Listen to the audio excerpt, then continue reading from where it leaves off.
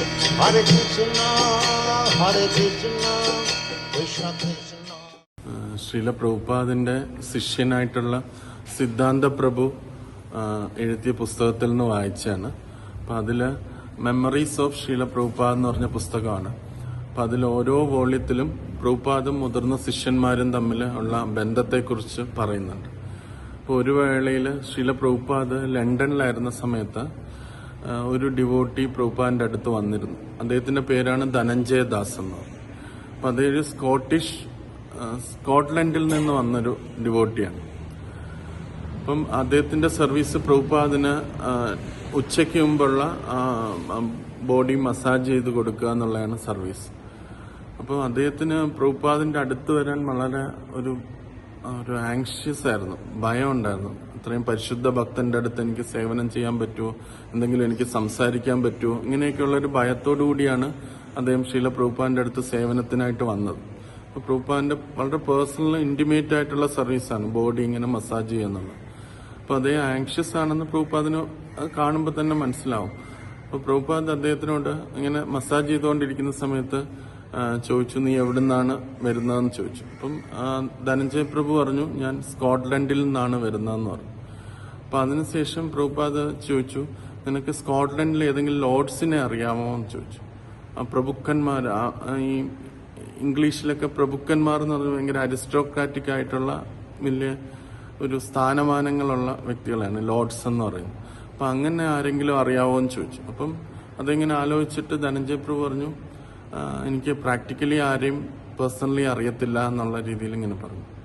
എന്നിട്ട് പ്രഭുപാദ് ഇങ്ങനെ നിന്നിട്ട് അതിനു മുമ്പേ തന്നെ ധനഞ്ജയ പ്രഭു ഒരു കാര്യം നോട്ട് ചെയ്തിട്ടുണ്ടായിരുന്നു. പ്രഭുപാദിന്റെ ഇംഗ്ലീഷ് എന്ന് പറഞ്ഞാൽ ഒരു സ്കോട്ടിഷ് അക്സെന്റ് ആണ്. സ്കോട്ട്ലൻഡിന്റെ ആൾക്കാർ പറയുന്ന പോലെ ഉള്ള ഒരു ടോണാണ് പ്രഭുപാദ് ഇംഗ്ലീഷിൽ പറയുന്നത്. അപ്പം പ്രഭുപാദ് പറഞ്ഞു, ഞാൻ പ്രഭുപാദ് അദ്ദേഹത്തിനോട് ഇങ്ങനെ പറഞ്ഞു, ഞാൻ സ്കോട്ടിഷ് ചർച്ച് കോളേജിലാണ് പഠിച്ചതെന്ന് പറഞ്ഞു. എന്നിട്ട് പ്രഭുപാദ് പറഞ്ഞു, എനിക്ക് ലോർഡ് സെറ്റ്ലൻഡ് എന്ന് പറഞ്ഞൊരു വ്യക്തി അറിയാം എന്ന് പറഞ്ഞു.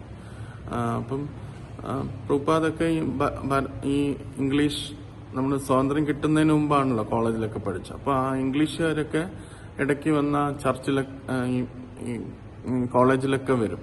അപ്പം ഒരു വട്ടം ഈ ലോർഡ് സെറ്റ്ലൻഡ് പ്രഭുപാദിനെ അവരുടെ ക്ലാസ്സിലേക്ക് വന്നു.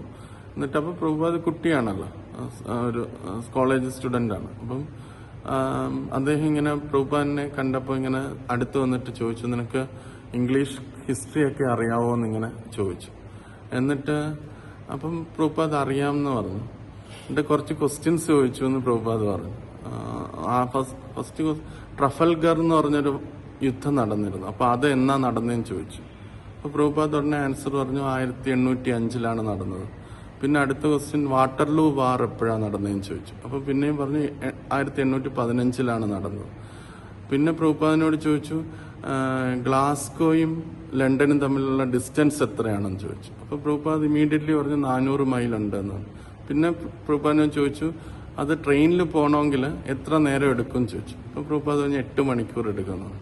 അപ്പം അതിങ്ങനെ കയ്യിലിങ്ങനെ തോളത്തിങ്ങനെ തട്ടിയിട്ട് പ്രഭുപാദ്, എനിക്കറിയാവുന്ന എല്ലാ കാര്യവും നിനക്കറിയാമല്ലോ എന്നൊക്കെ പറഞ്ഞിട്ട് ഭയങ്കര ഒരു അപ്രീഷിയേഷൻ കൊടുത്തിട്ട് പോയി എന്നാണ്.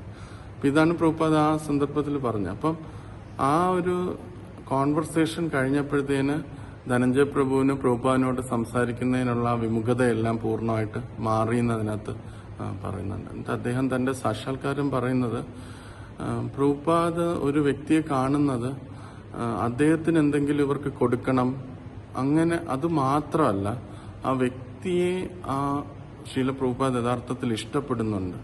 അപ്പൊ അതുകൊണ്ടാണ് ആ പ്രസൻസ്, ആ അറ്റ് പ്രസന്റിൽ നിന്ന് ആ വ്യക്തിക്ക് എന്താണ്, ആ വ്യക്തിയുടെ ചരിത്രം എന്താണ്, അതൊക്കെ മനസ്സിലാക്കാനും അവരുമായിട്ടൊരു കണക്ഷൻ ഡെവലപ്പ് ചെയ്യാനും ശ്രമിക്കുന്നു.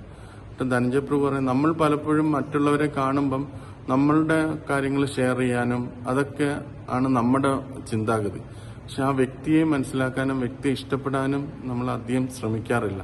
പക്ഷെ പ്രഭുപാദ് ഓരോ ജീവജാലങ്ങളെ കാണുമ്പോഴും അതിനെ ഇഷ്ടപ്പെടാനും അതുമായിട്ട് കണക്ട് ചെയ്യാനും ശ്രമിക്കുന്നു എന്നുള്ളത് ധനഞ്ജയ പ്രഭുവിടെ ആ ഒരു വേളയിൽ പറയുന്നു.